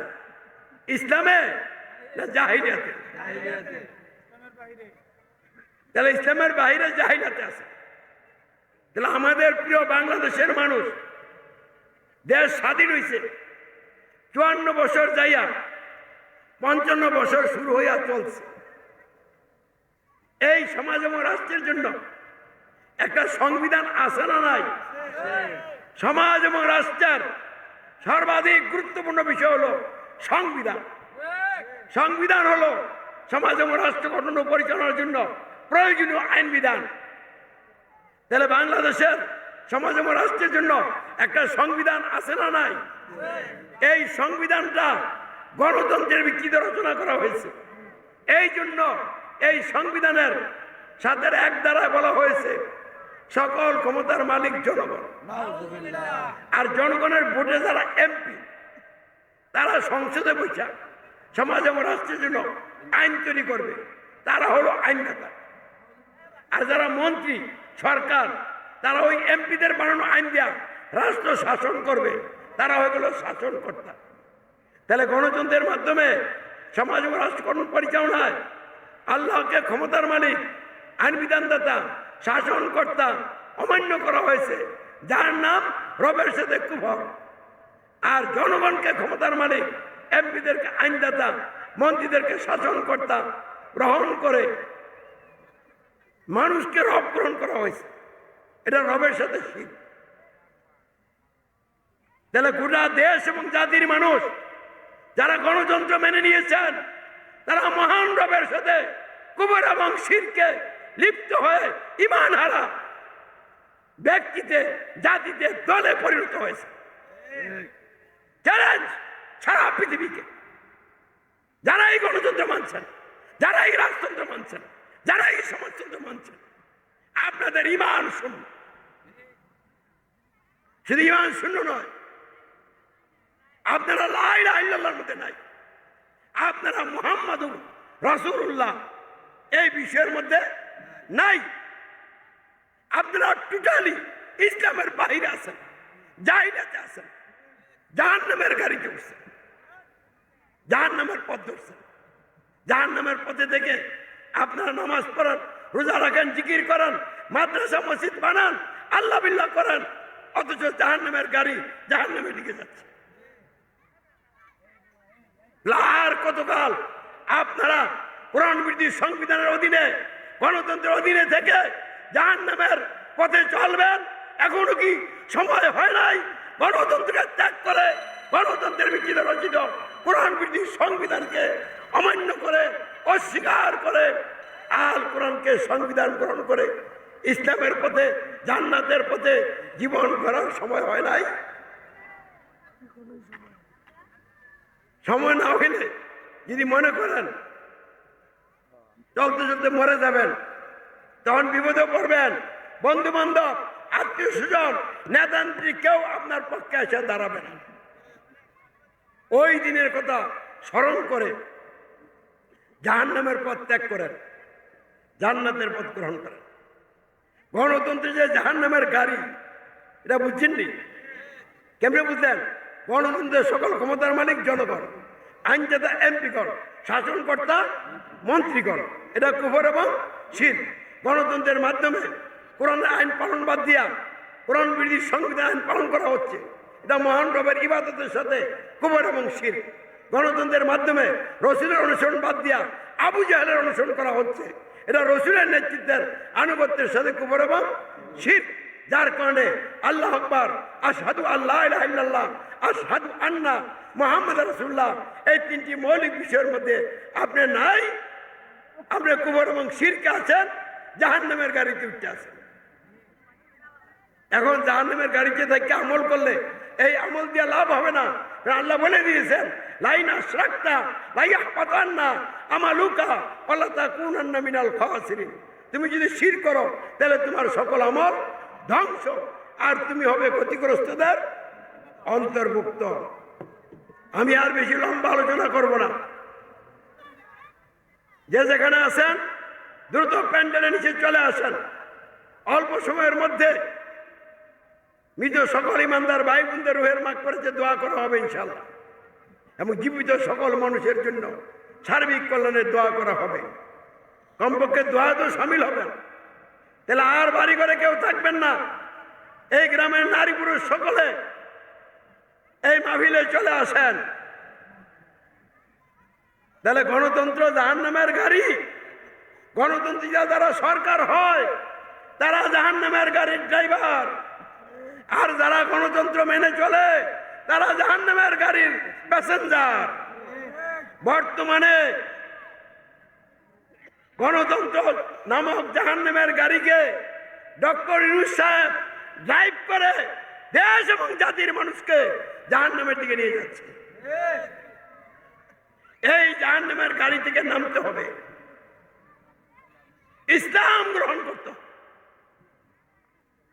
কোরআন বিরোধী সংবিধানকে মূলোৎপাটন করতে হবে, আল কোরআনকে সমাজে রাষ্ট্রে সংবিধান হিসেবে প্রতিষ্ঠা করে ইসলামের আইন বিধান দিয়ে সমাজ রাষ্ট্র গঠন এবং পরিচালনা করতে হবে। তাহলে সকল সমস্যার সমাধান হবে।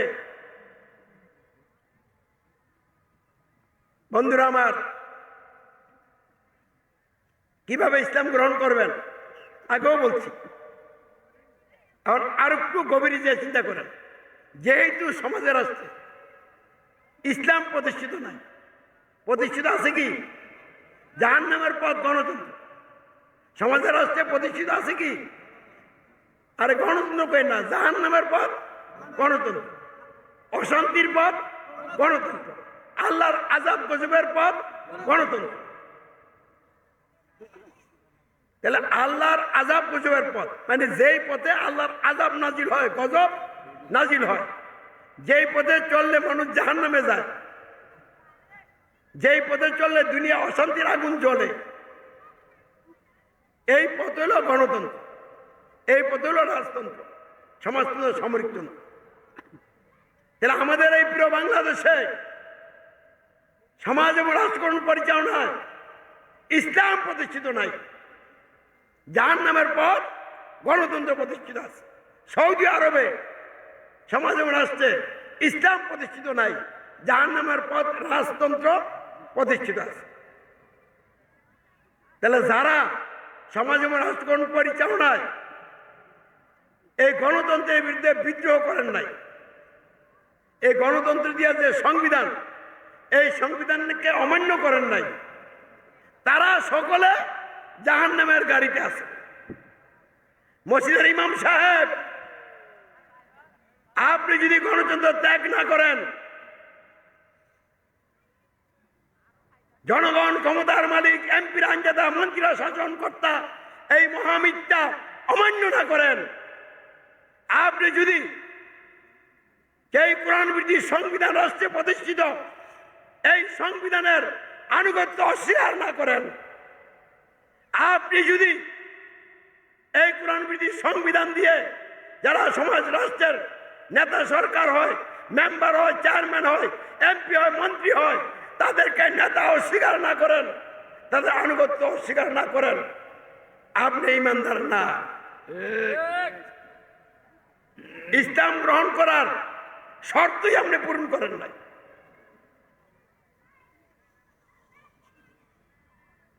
যারা ইসলামী দল বানাইছেন গণতন্ত্র মেনে, গণতন্ত্র অধীনে থেকে আর ঘুরে দাঁড়াইয়া আপনি ইসলামের জন্য ভোট চাইতেছেন, আপনারা কি আদৌ ইসলামী দল? কারণ গণতন্ত্রের অধীনে দল গঠন করতে হলে গণতন্ত্রের যে সংবিধান, এই সংবিধান অমান্য কইরা এই তথাকথিত ইসলামী দল গঠন হয়েছে। যদি আপনাদের জানা থাকে একটা দল আমারে দেখান যারা এই গণতন্ত্রকে অমান্য করছে আর কোরআন বিধি সংবিধানকে অমান্য করছে, গণতান্ত্রিক সংবিধানকে অমান্য করছে, গণতান্ত্রিক সংবিধানের আনুগত্য স্বীকার করছে, গণতান্ত্রিক সংবিধান দিয়ে যারা নেতা সরকার তাদের আনুগত্য স্বীকার কইরা একটা দল হয়েছে, একটা দল দেখান। আমরা ইসলামী সমাজ ছাড়া, ইসলামী সমাজ ছাড়া একটা দলও দেখাইতে পারবে না। বাংলাদেশ সব বিশ্বের মধ্যে সবচেয়ে নাম করা দল হলো বাংলাদেশ জামাত ইসলামী। কি নাম শুনছেন না? তাদের মার্কা হলো দাড়িপাল্লা। তারা নির্বাচন করে ক্ষমতা যাইয়া ইসলাম আর আইন কায়েমের কথা বলে। তাদেরকে প্রশ্ন,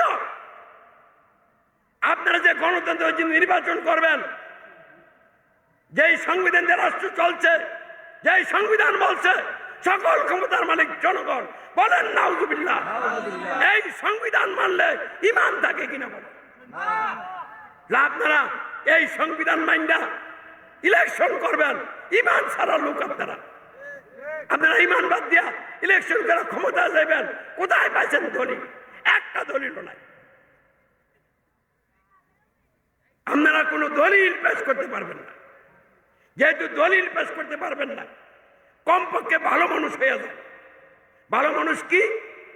এই গণতন্ত্রের জোটবদ্ধ নির্বাচনে অংশগ্রহণ করে ইসলামের কথা কইেন না,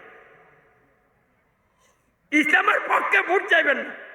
আপনারা তো ইসলামের পক্ষের লোক না, আপনারা ইসলামের বিপক্ষের লোক। তাহলে আপনারা গণতন্ত্র লইয়ে আসেন, গণতন্ত্র লইয়ে থাকেন, জাহান্নামে যান। কারণ আল্লাহ তো জোর করে কাউকে জান্নাতে নিবেন না। যে জাহান্নামে যেতে চায় আল্লাহ তারা জাহান্নামে যাওয়ার কি দিবেন? সুযোগ দিবেন। তাহলে গণতন্ত্রের অধীনে যেই দলটাই হবে, এটা গণতন্ত্রের সংবিধান মান্য হবে। অর্থাৎ এটা ইসলামী দল হওয়ার কোনো প্রশ্নই আসে না। এই জন্য আমি পরিষ্কার ভাষায় বলছি, আওয়ামী লীগ, বিএনপি, জাতীয় পার্টি, এনসিপি এরকম দল আছে না, তারা ইসলাম প্রতিষ্ঠার কথা বলে না। তারা তাদের মতো করে আইন বানাইছে বা আইন বানাবে, ওই আইন দিয়ে রাষ্ট্র চালাবে। তারা হলো গণতান্ত্রিক দল। তারা কি? গণতান্ত্রিক দল। আর ইসলাম প্রতিষ্ঠার নামে গণতন্ত্র মাইন না, গণতন্ত্রের অধীনে যারা জোট নির্বাচন করেন তারা হলো ধর্মভিত্তিক গণতান্ত্রিক দল, ইসলামী দল না। ধর্মভিত্তিক গণতান্ত্রিক দল। আর কিছু আছে রাজনীতিতে নাই, তারা ধর্মীয় দল। বুঝছেন?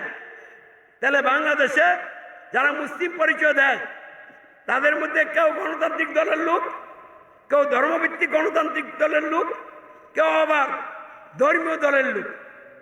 ইসলামী দলের কেউ না, আমি ছাড়া আর ইসলামী সমাজের সদস্যা ভাই বোন ছাড়া আর কেউ ইসলামী দলের লোক না। কারণ এগুলি একটা ইসলামী দল না।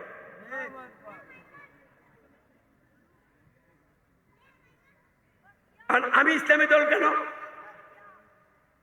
আমি এক নম্বরে কোনো মানুষকে ক্ষমতার মালিক, আইন বিধানদাতা, শাসনকর্তা মানি না, মানবই না। আমি সমাজ ও রাষ্ট্র সহ জীবনের সকল ক্ষেত্রে আল্লাহকে সকল ক্ষমতার মালিক, আইন বিধানদাতা, নিরঙ্কুশ শাসনকর্তা মানি, মানব। রব্বুন আল্লাহ, আল্লাহ আকবার। ফাঁসির মঞ্চ রেডি হলো, আমি এর থেকে চুল পরিমাণ বিচ্যুত হব না ইনশাল্লাহ। আমি কোরআন বিরোধী কোন সংবিধানের আনুগত্য স্বীকার করি না। বাংলাদেশের সংবিধান মানি না, এই সংবিধানের আনুগত্য স্বীকার করি না, করবই না। আল কোরআন আমার সংবিধান, আমি আল কোরআন আনুগত্য স্বীকার করি এবং করতেই থাকবো ইনশাল্লাহ। এই কোরআন বিরোধী সংবিধান দিয়া যারা নেতা সরকার, আমার আকীদা বিশ্বাস, এরা অবৈধ দখলদার, আযাব গজবের নেতা, জাহান্নামের নেতা, এদের আমি আনুগত্য স্বীকার করি না, করবই না। আমি হযরত মুহাম্মদ সাল্লাল্লাহু আলাইহি ওয়াসাল্লামকে শর্তের আনুগত্য করার অধিকারী নেতা গ্রহণ করেছি, তার শর্তের আনুগত্য অনুসরণ করি এবং করতেই থাকবো ইনশাল্লাহ। এবং লোকদেরকে এই বিষয়গুলি জানাইতেছি, সাবধান করতেছি, সতর্ক করতেছি, গ্রহণ করার দাওয়াত দিচ্ছি।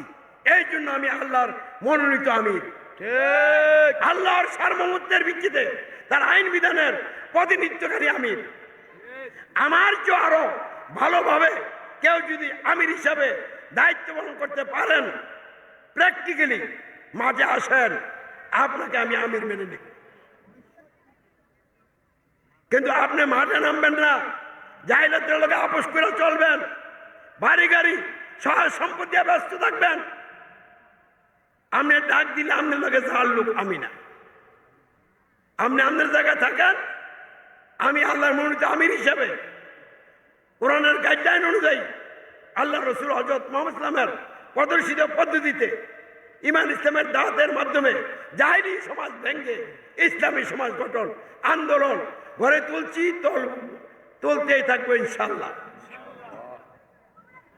তাহলে এইভাবে আর কেউ আছেন? থাকলে বলেন। এক গ্রুপ আছেন গণতন্ত্র জোট করে নির্বাচন করেন, আরেক গ্রুপ আছেন নিরিবিলি আল্লাহ বিল্লাহ করেন, ধর্মীয় ভাঙচুর নিয়ে আছেন, রাজনীতিতে নাই। আরেক গ্রুপ আছেন উগ্রবাদী, জঙ্গিবাদী, কিতালের নামে বোমাবাজি করেন, মানুষ হত্যা করেন। আমি এই তিনটার একটাকেও ইসলাম বিশ্বাস করি না, এরা সব চাই না। এই জন্য এদের সাথে আমার কোনো দূরতর সম্পর্ক নাই। আমার সম্পর্ক আল কোরআনের সাথে, রসুলের সাথে।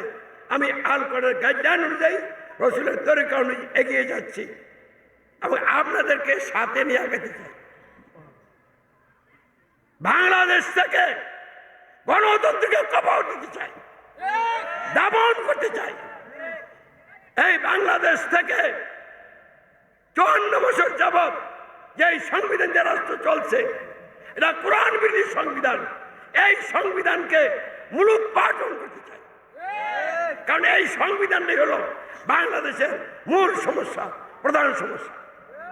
শেখ হাসিনা সমস্যা ছিল না, কোরআন বিরোধী সংবিধান ছিল সমস্যা। এই সংবিধানই তারে ধ্বংসের দিকে নিয়ে গেছে। যারা এখন ক্ষমতা আসছেন তারা কি ওই সংবিধান বাদ দিয়া আল কোরআনকে সংবিধান গ্রহণ করেছেন? তাহলে আপনারা তো সমস্যাটা বাদ দেন নাই, সমস্যাটাই নিয়ে এগিয়ে যাচ্ছেন। হাসিনার চেয়েও আপনাদের পরিণতি আরো ভয়াবহ। চতুর্দিকে হতাশা এবং নিরাশার আগুন জ্বলে উঠছে। বিএনপির মধ্যে ঐক্য নাই, তাদের দলের ভিতরে বিভিন্ন নেতাকে কেন্দ্র করে গ্রুপিং চলছে। জামাত ইসলামীর মধ্যে ঐক্য নাই, তাদের মধ্যে গ্রুপিং চলছে। কোন দলের মধ্যে ঐক্য নাই, এমনকি সেনাবাহিনীর মধ্যে ঐক্য নাই, পুলিশ বাহিনীর মধ্যে ঐক্য নাই, বিজিবিরা আনসার কারোর মধ্যে ঐক্য নাই। এগুলি খোলস, এগুলি বস্তুবাদী চিন্তা ভাবনা নিয়ে তারা এমনভাবে আছে, মুহূর্তের মধ্যে সব ত্রাসের করার মতো খান খান হয়ে যাবে ইনশাল্লাহ। এবং আল্লাহর ইচ্ছায় কোরআন সংবিধান হিসেবে সমাজ রাষ্ট্রে আল্লাহর ইচ্ছায় সাহায্যে প্রতিষ্ঠিত হবে।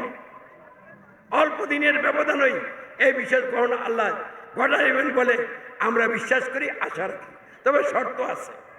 শর্ত কি? একদল ইমানদার আমলে সালেকারী লোক তৈরি হওয়া লাগবে। কিন্তু এই জায়গায় গ্যাপ আছে। আলেম ওলামা পীর মাসায় আওয়ামী লীগ বিএনপি জাতীয় পার্টি সকল দলের লোকদেরকে বলছি, এইসব দলাদলি কইরা নিজেদের জীবনকে বরবাদ করবেন না।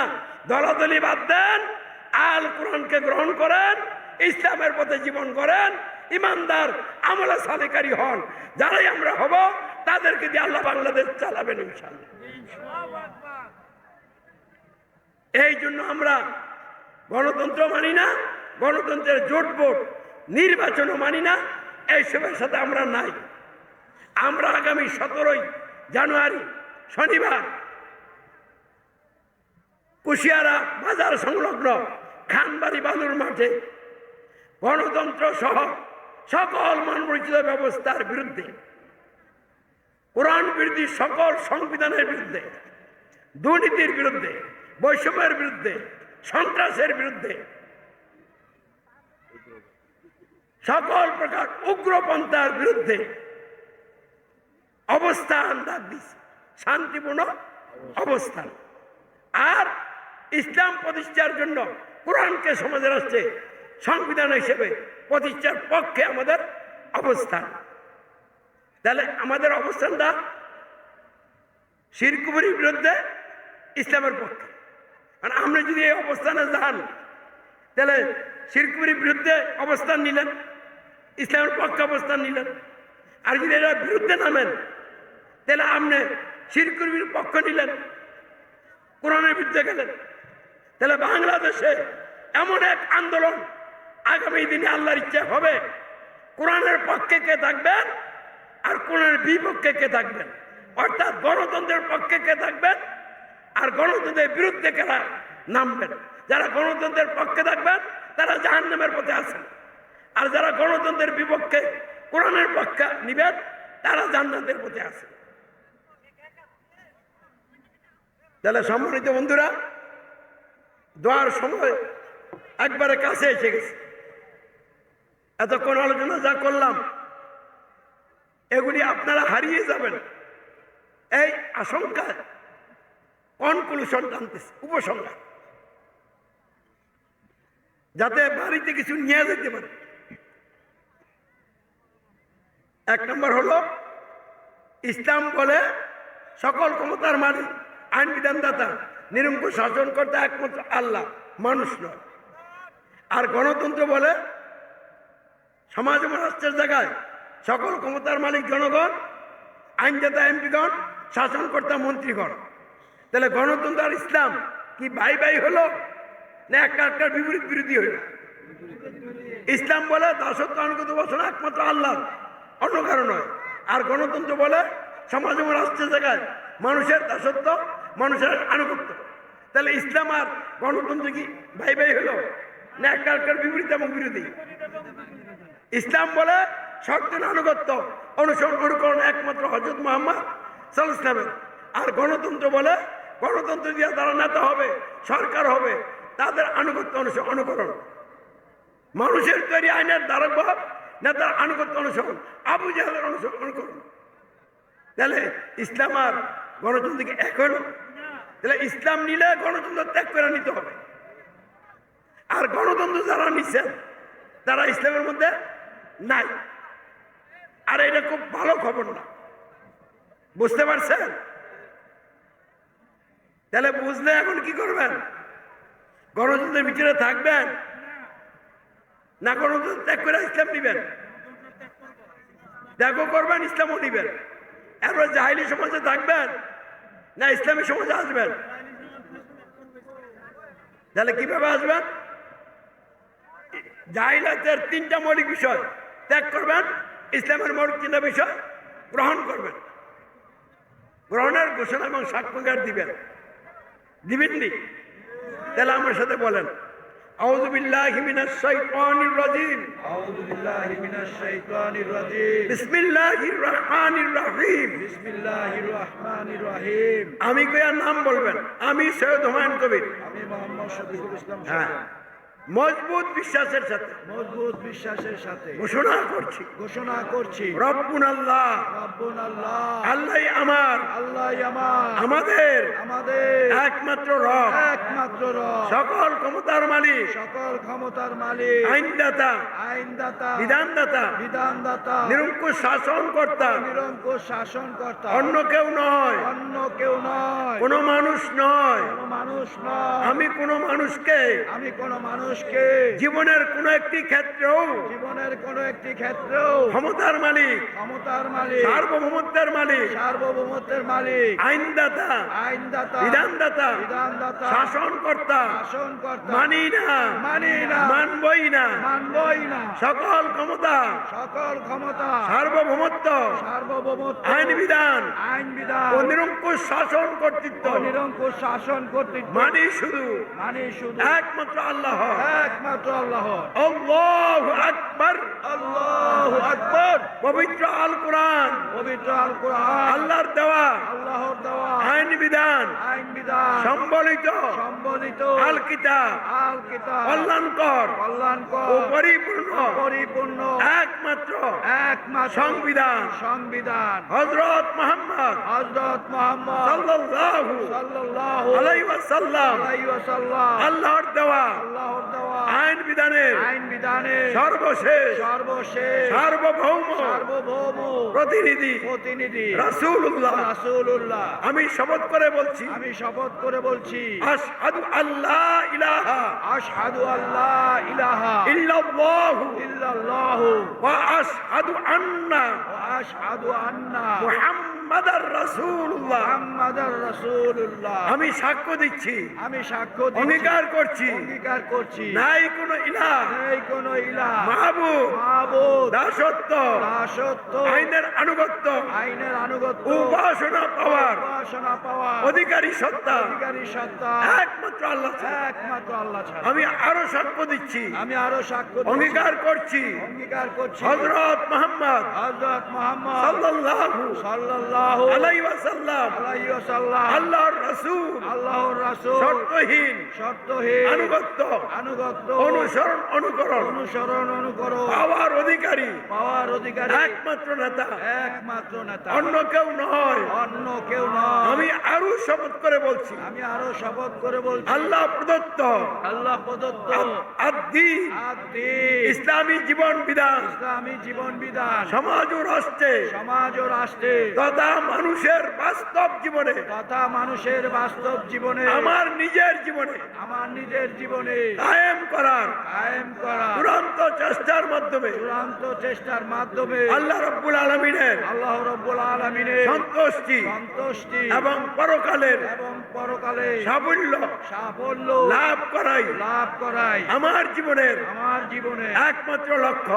একমাত্র এ লক্ষ্য। লক্ষ্য এই লক্ষ্য বাস্তবায়নের জন্য বাস্তবায়নের জন্য ইসলামী সমাজের ইসলামী সমাজের আমিরের ইমারত, আমিরের ইমারত, নেতৃত্ব নেতৃত্ব ও নিয়ম শৃঙ্খলা নিয়ম শৃঙ্খলা মেনে চলার মেনে চলা অঙ্গীকার করছি অঙ্গীকার করছি এবং জানমালের এবং জান ও মালের কোরবানি কোরবানি পেশ করার পেশ করা অঙ্গীকার করে অঙ্গীকার করে ইসলামী সমাজের ইসলামী সমাজের সদস্যপদ সদস্য পদ গ্রহণ করিলাম। গ্রহণ করিলাম। আল্লাহ আমাকে আল্লাহ আমাকে এ ওয়াদাগুলো এই ওয়াদাগুলো পালন করার পালন করা তৌফিক দিন। তৌফিক দিন। আমিন। আমিন। বর্তমানে বাংলাদেশে সারা পৃথিবীতে সমাজ দুইটা, ইসলামী সমাজ আর জাহেলি সমাজ। গণতন্ত্রীরা যে সমাজটা, এটা কি সমাজ? জাহেলি সমাজ। আর গণতন্ত্র আর গণতন্ত্রের সংবিধান বাদ দিয়া আমরা যে যে বিষয় গ্রহণ করলাম, আমাদের সমাজ কি সমাজ? ইসলামী সমাজ। জাহেলি সমাজের নেতা বাংলাদেশের ডক্টর ইউনূস বর্তমানে, সামনে কে আসে এটা আল্লাহ ভালো জানে। আর ইসলামী সমাজে মূল নেতা হলো হযরত মুহাম্মদ সাল্লাল্লাহু আলাইহি ওয়াসাল্লাম। ওনার অবর্তমানে আমি নেতা, আমি বৈধ নেতা, আর সব অবৈধ। কারণ কোরআন দিয়া যারা নেতা তারা বৈধ, কোরআন বিরোধী সংবিধান দিয়া যারা নেতা তারা কি অবৈধ। তো বাংলাদেশের সংবিধান কোরআন বিরোধী সংবিধান নেই। মদ হারাম না হালাল? সুদ হালাল না হারাম? বাংলাদেশের সংবিধানে সুদের ব্যাংক আছে না নাই? তাহলে বাংলাদেশের সংবিধান সুদের লাইসেন্স দিছে কিনা? তাহলে যেই সংবিধান আল্লাহর দেওয়া হারাম জিনিসকে বৈধতা দিয়েছে, এই সংবিধান কোরআন বিরোধী সংবিধান। তাহলে এই সংবিধান দিয়া ডক্টর ইউনূস নেতা, সে কি বৈধ না অবৈধ? এখন আবার কেউ বলতে পারেন আগের নেতাগুলি কি ছিল? সব অবৈধ। এই গণতন্ত্র দিয়া সামনে যারা নেতা হবে তারাও কি অবৈধ। বাংলাদেশের সরকার অবৈধ সরকার, ইন্ডিয়ার সরকার অবৈধ সরকার, পাকিস্তানের সরকার, সৌদি আরবের সরকার, চীন রাশিয়ার সরকার, ব্রিটেনের সরকার, আমেরিকার সরকার, এক কথায় বিশ্বের সকল সরকার যারা কোরআন বিরোধী সংবিধান দিয়া সরকার হয়েছে সব অবৈধ সরকার। তাদেরকে যারা মানবে তারা অবৈধ। তাহলে আপনারা অবৈধ সরকারের লোকের থেকে আলাদা হয়েছে, আমাকে সরকার মেনে নিচ্ছে। আমি রাষ্ট্রীয় ক্ষমতায় নাই, তারপরও রাষ্ট্রীয় জায়গায় আমি বৈধ। বুঝছেন? আল্লাহ রসুল সারাদিনের সকল মানুষের জন্য আল্লাহর মনোনীত নেতা। তা আবু জেহেল কি বৈধ ছিল? তাহলে আবু জেহেলের উচিত ছিল ক্ষমতা ছেড়ে দেয় রসুলকে মানা, কিন্তু মানছে, এই জন্য ধ্বংস হয়েছে। তো সারা পৃথিবীর সকল সরকারের উচিত আমার নেতা মান্না, আমার নেতৃত্বে আনুগত্যে বাদ গ্রহণ করে কোরআন মোতাবেক আমার নির্দেশ মোতাবেক রাষ্ট্র পরিচালনা। কিন্তু তারা কি আমার মান্য নিছে? তো মান্না না নিল আমি তাদের নেতা, মানলো নেতা, না মানলো নেতা। যারা মানবে তাদের কপাল বালা, আর যারা মানবে না তারা হতভাগা কপাল বালা। আল্লাহর বান্দা দুই প্রকার, যারা ঈমান ইসলাম গ্রহণ করে তারা হলো আল্লাহর কৃতজ্ঞ বান্দা বান্দি, আর যারা জাহিলিয়াত গ্রহণ করে তারা হলো আল্লাহর অকৃতজ্ঞ বান্দা বান্দি। বুঝছেন? আর যারা ইসলাম গ্রহণ করে তারা হলো রসুলের অনুগত উম্মত, আর যারা ইসলাম গ্রহণ করে না তারা হলো রসুলের বিদ্রোহী উম্মত। আমি যারা ইসলাম গ্রহণ করে নিবে, আমার আনুগত্য আসবে, তারা আমার অনুগত মামুর, আর যারা মানবে না তারা বিদ্রোহী মামুর। তাহলে ইন্ডিয়ার মোদিও আমার মামুর, কিন্তু এ হলো বিদ্রোহী মামুর। ডক্টর ইউনূসও আমার মামুর, আমি আমির, সে আমার অধীনস্থ মামুর, কিন্তু সে আমার বিদ্রোহী মামুর। এখনো বুঝতে পারে নাই, এই জন্য সে গ্রহণ করে নাই। এই জন্য আমি ডক্টর ইউনূস সহ সকল উপদেষ্টা বৃন্দদেরকে এবং সেনাবাহিনী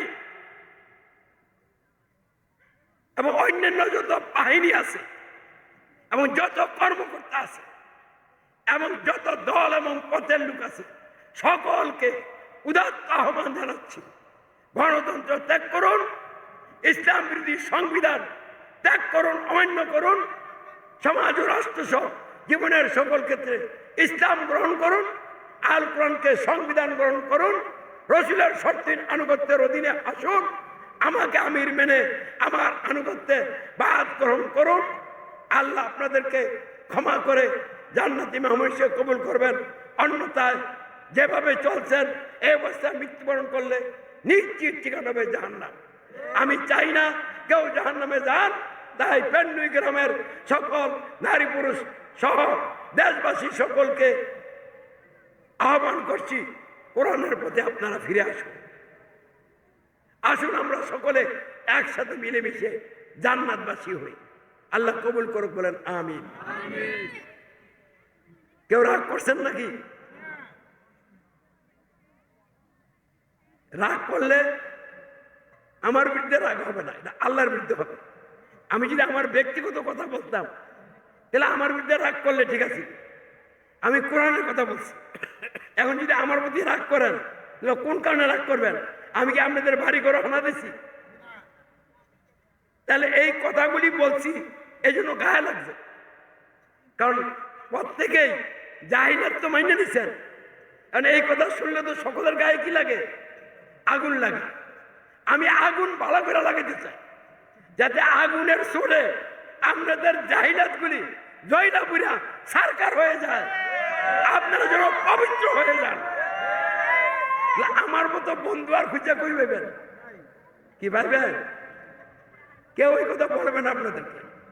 একবার বললে তিনবার চাইবো পুলিশ নিয়ে আগে। তারা পুলিশকে ভয় করে। আলহামদুলিল্লাহ, আমি আল্লাহকে ভয় করি, আর কাউকে ভয় করি না। আমি সকলকে ভালোবাসি, নিজেকেও ভালোবাসি, এই জন্য সকলের কল্যাণ চাই। আপনারা আমার এলাকার লোক, বন্ধুরা আমার, আর কতক্ষণ আপনারা এভাবে ঘুমিয়ে থাকবেন? আপনাদের ইমান আমল সব ধ্বংস করে দিয়েছে গণতন্ত্র, আপনাদের ইমান আমল সব ধ্বংস করে দিয়েছে কোরআন বিরোধী সংবিধান। এভাবে আপনারা কি ধ্বংস হবেন? আর ধ্বংস হওয়া যাবে না। অতি দ্রুত একদল মর্তে মুজাহিদ দরকার, যারা সব কিছুকে পিছনে ফেলে কোরআনকে মাথায় নিয়ে আল্লাহ আকবার ধ্বনি দিয়ে কোরআনের জন্য গালি শুনবে, মায়ের খাবে, সবার করবে, ক্ষমা করবে, প্রয়োজন বুকের রক্ত আধা রক্ত রাজপথে ঢেলে দিবে। আল্লাহ এগুলিকে কেন্দ্র করে কোরআনকে সমাজে রাষ্ট্রে সংবিধান হিসেবে প্রতিষ্ঠা করে দিবেন। আর তখনই আমরা কোরআন বিরোধী সংবিধানের অধীন থেকে মুক্ত হতে পারবো। আল্লাহর প্রিয় বান্দাবান্দি হিসেবে আল্লাহর পথে এগিয়ে যেতে পারবো। সেই লক্ষ্যে আল্লাহ আমাদেরকে কবুল করে বলেন আমিন। আমিন। আগামী 17ই জানুয়ারি শনিবার কুশিয়ারায় আপনাদের সকলকে, নারী পুরুষ সকলকে দলে দলে সামিল হওয়ার জন্য আহ্বান জানাচ্ছি। আমরা এখানে একদিকে মহিলা, আরেকদিকে পুরুষ আমরা থাকবো, আর লাইভ হবে, সারা পৃথিবীকে আমরা জানিয়ে দিব আমরা গণতন্ত্রের বিরুদ্ধে, কোরআন বিরোধী সংবিধানের বিরুদ্ধে রাজপথে আসি, অবস্থান নিছি, আর কোরআনের পক্ষে অবস্থান নিছি। তোমরা আসো। তাহলে এটার জন্য বাজার সারা দেশে প্রচার চলছে 6টা টিমে। ইতিমধ্যে একটা টিম পঞ্চগড়ে আটক হয়েছে, এখন তারা জেল হাজতে আছে। আমি জেলকে বরণ করে নিয়ে আসি, যে কোনো মুহূর্তে আমার জন্য আল্লাহর ইচ্ছা জেল আসতে পারে, আমি রাজি আছি। তাহলে ওই ভাইদেরকে আল্লাহ মুক্ত করে তো বলেন আমিন। অবস্থান কর্মসূচি চলবে ইনশাল্লাহ। জেল জুলুম নির্যাতন যতই আসুক, আমরা ইনশাল্লাহ মাঠে থাকবো। আল্লাহ কবুল করুক, বলেন আমিন। আল্লাহর রহমত নামাইতে হবে। আল্লাহর অগণিত অসংখ্য ফেরেশতা আমাদেরকে কেন্দ্র করে আমাদের সঙ্গী সাথী হয়ে রাজপথে থাকবে। আমেরিকা আমাদের কিছুই করতে পারবে না। দুনিয়া শয়তানি শক্তিগুলি একত্রিত হয়েও আমাদের কিছুই করতে পারবে না ইনশাআল্লাহ। তবে ইমানের পরীক্ষা হিসেবে কিছু হইতেও পারে, এটা আল্লাহর ইচ্ছা হবে। তাহলে যেই লোককে মাহফিল, এই কথাগুলি যে বললাম, এই কথাগুলিতে আল্লাহ খুশি হয়েছে কিনা বলেন? আল্লাহ চায় এই কথাগুলি তার বান্দাবান্দিরা বলুক। সকল নবী রাসূলগণ এই কথাগুলি বলছেন কিনা? তাহলে আল্লাহ অবশ্যই আমাদের প্রতি কি হয়েছেন? খুশি হয়েছেন। তো খুশি হইলে রহমত দিবেন না? রহমত দুই প্রকার, একটা হলো আম রহমত, আর একটা কি খাস রহমত। আম রহমত কোনটা? চোখ দিয়ে দেখেন, কান দিয়ে শুনেন, রোদ উঠলে ধান শুকায়। এই রোদ কি খালি মুসলমানের লাগা না সকলের জন্য? এই যে আপনি শ্বাস নেন আর ছাড়েন, যেটা নেন এটার নাম কি? অক্সিজেন। আর যেটা ছাড়েন এটার নাম কি? Carbon die oxide. তাহলে এই সিস্টেমটা কে দিচ্ছেন? এটা তো রহমত। এটা কি আবু জাহেল দেন নাই? তাহলে এটা আম রহমত। আবার ইব্রাহিম কল্লা আগুনের কুণ্ড ভালাই ছিল। আল্লাহ কি বলছে? ইয়া নারুকুনি বারদাম ওয়া সালামান আলা ইব্রাহিম, আগুন আমার ইব্রাহিমের উপর কি হয়ে যাও, আরামদায়ক ঠান্ডা হয়ে যাও। আগুন কি হয়ে গেছিল? এইটাও তো রহমত। এটা কি রহমত? এটা হলো খাস রহমত। যাও, আমরা আমরকম এবং খাস রহমত দুই রহমত দিয়ে কি করতে চাই? বাঁচতে চাই, মরতে চাই। আল্লাহ কবুল করো, করে না আমিন।